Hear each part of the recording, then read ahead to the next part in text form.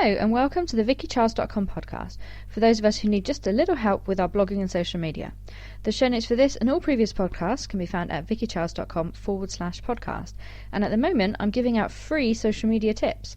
Just go to VickyCharles.com/social-tips and fill in your details, and then I'll email you 3 personalised action points for your social media. You can also sign up there for my mailing list. This week's episode, number 62, is 10 Facebook hacks to improve your page.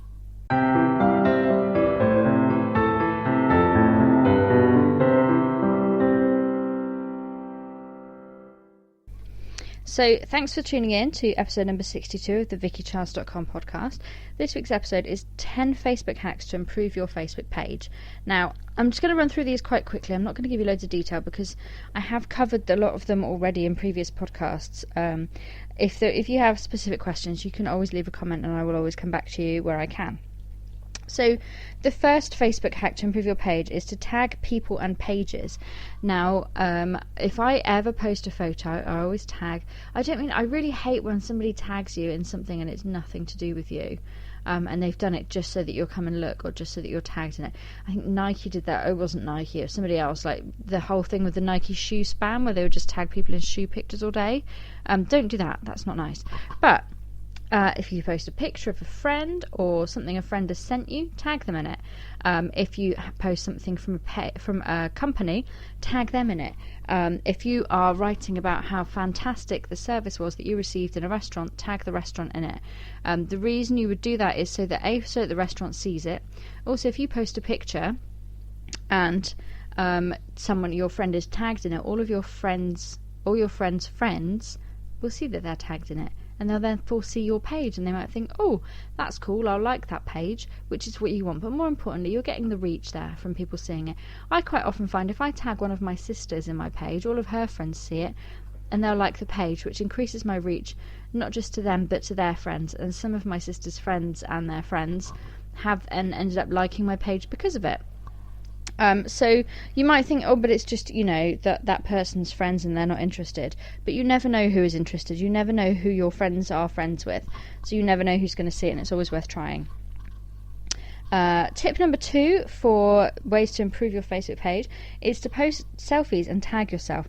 You'll notice that I do post a lot of selfies, not huge amounts, probably maybe one a day. But whenever I do post them, I tag myself in them because, again, that shares then onto my Facebook page or my personal account. Everybody on my personal account sees that I've been tagged and they all see the picture, which increases my reach, but also it can help with the next one and the next one because it improves that reach. Facebook works on looking at how well your last posts have done to inform what it's going to do with your next posts. My third tip is one to be used sparingly, I think, to share things to your personal page. Now, I have a very lovely friend who has a Facebook page mainly because I kept on at him that he should have a page and not be using his personal profile to advertise his business. But what he tends to do is he posts a text update on his page and then he posts the exact same thing on his personal account. Or even worse, he only posts it on his personal account. That is pointless. What I would suggest doing, do not do it. Don't even do it daily. Only do it when it's something really kind of, something you think both sets of audiences will like. Assuming you have different audiences for your personal account and your page, which you probably should, then what I would do is post something on my I would post something on my page saying, this is coming up or this is happening or did you see this, blah, blah, whatever. And then share it onto my personal page. Again, that improves your reach because it means that all of your friends will see it as well as your fans. So then you're getting extra coverage. My fourth tip for improving your Facebook page is to share to groups. Now, I wouldn't, again, this is dependent upon what you're posting. But I've just recently, something I did, when I did a drop a dress size challenge, I did a live video and then I shared that into the group for the live video, for the drop a dress size challenge, so that everybody could see what I've been up to, rather than because I'd done this video and I talked about my results and how things were going, and I thought rather than type it all out again, I'll just share it across. But then everybody in the group sees it, and a lot of them might not realise that you've got a Facebook page, and then they'll like it, just because they know you. people do want to support you in your business a lot. Well, nice people do. They do want to support you in your business, and they might think, oh, I didn't realise you had a business, I like that page. So that's worth bearing in mind, that you know, just it's pointing out to people that you've got a page without going, look, I've got a page. I've stopped accepting requests, to be honest, people sending me requests to like their page, because I get so many of them, and quite often they're from people that never speak to me, which I don't really like. But there's nothing, I think it's much nicer to kind of subtly go, yeah, by the way, I've got a page, by sharing posts from your page onto your personal account and into groups. My fifth Facebook hack to improve your page is brand your images. Ladies and gentlemen, in this day and age, you just have to accept that your pictures are going to get stolen. You know, people are not stolen. People are just going to, you know, share your pictures or download your pictures and reshare them and reuse them, and you know, people will search and find your pictures. Obviously, if it's a picture of your kid in a bikini, you know, they're probably not going to steal that unless they're weird, but there's nothing you can do at that either way. But if it's a quote or, you know, something, I don't know, information, a graph, an infographic, whatever, just assume that people are going to take it and share it elsewhere. And if they're going to do that, they may as well do that with your logo or your branding on it. So share your image. It's not to stop people from stealing your pictures. You cannot stop people from stealing your pictures. But if they're going to share it about all over the internet, they may as well do it with your logo or your website or something on it, so that people know it came from you. A great example of this is, I think, Women's Own recently. I've seen a lot of their pictures on Facebook. People have shared them and shared them and shared them.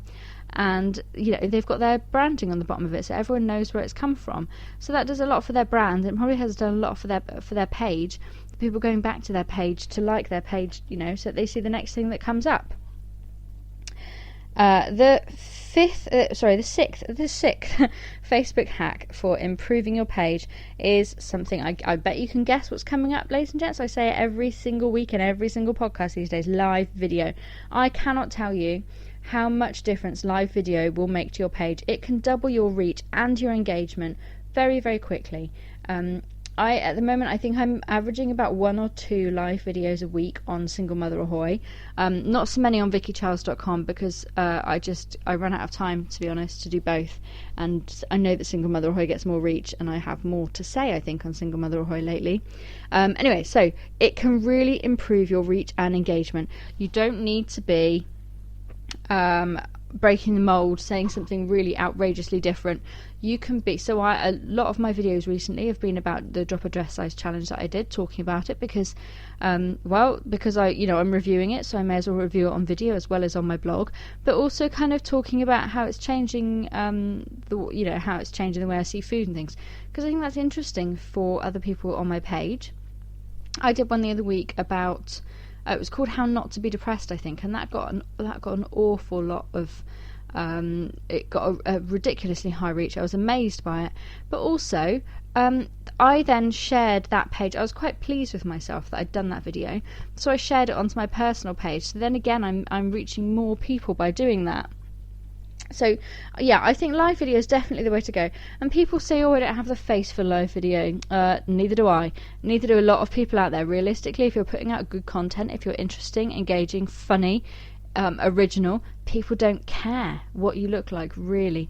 I mean, if you've got really shocking lighting, or your face is all blown out or whatever, then they're probably not going to bother. But if you've got reasonable lighting and you don't look like the Elephant Man, then crack on. Another thing I've heard is I don't like the sound of my voice. I didn't when I first started out. I didn't particularly like the sound of my voice. You just get used to it.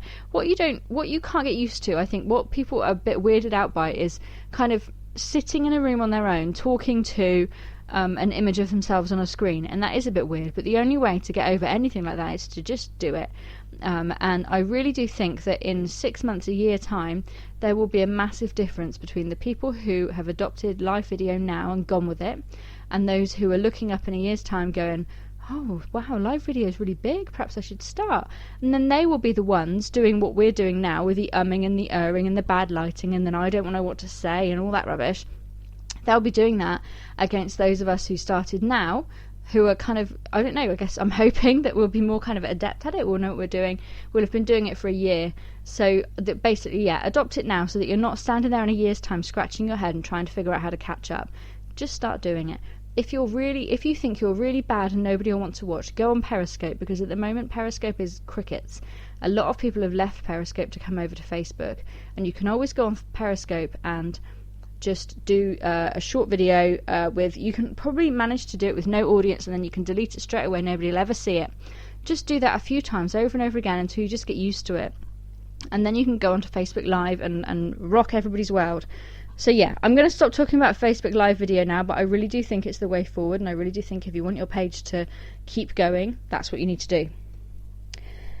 My 7th hack for improving your Facebook page is to set your Instagram to update to Facebook, to your page, not to your personal account. Now, I know some people are kind of like, whatever, excuse, whatever.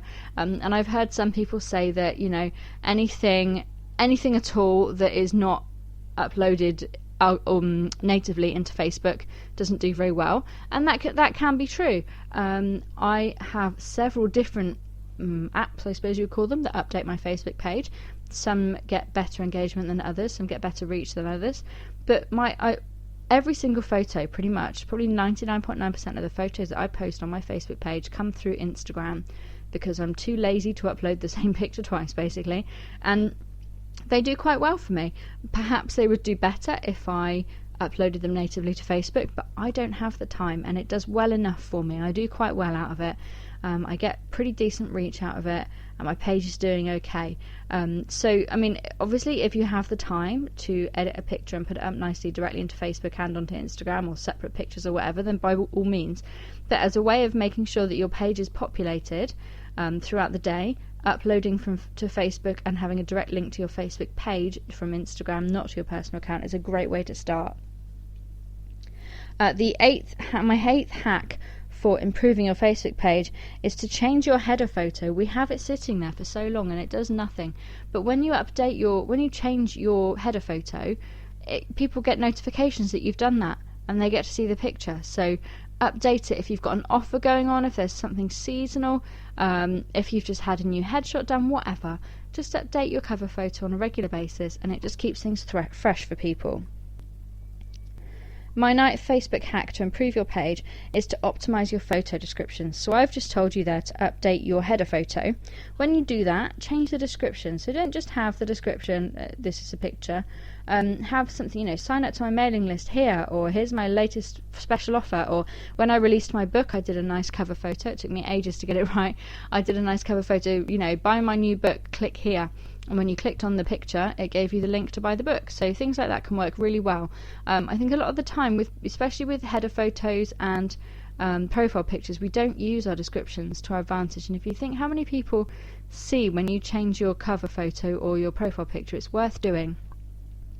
My 10th and final Facebook hack to improve your page is to schedule posts. A lot of people, have a job. I have a job too, but I'm lucky that I work from home and I can dip in and out of Facebook through the day.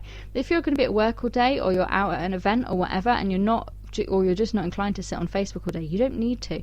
The best thing that I can suggest you do is to schedule Facebook posts, maybe one day in advance, so that you're not kind of forgetting what you've posted or whatever, but schedule just a couple of posts through the day, and then in that spare time that you have when you're in the queue at Tesco's or whatever and you're going into Facebook, you're not trying to think up content. Then you've had the content is already there, and you can go in and respond to comments and get things going.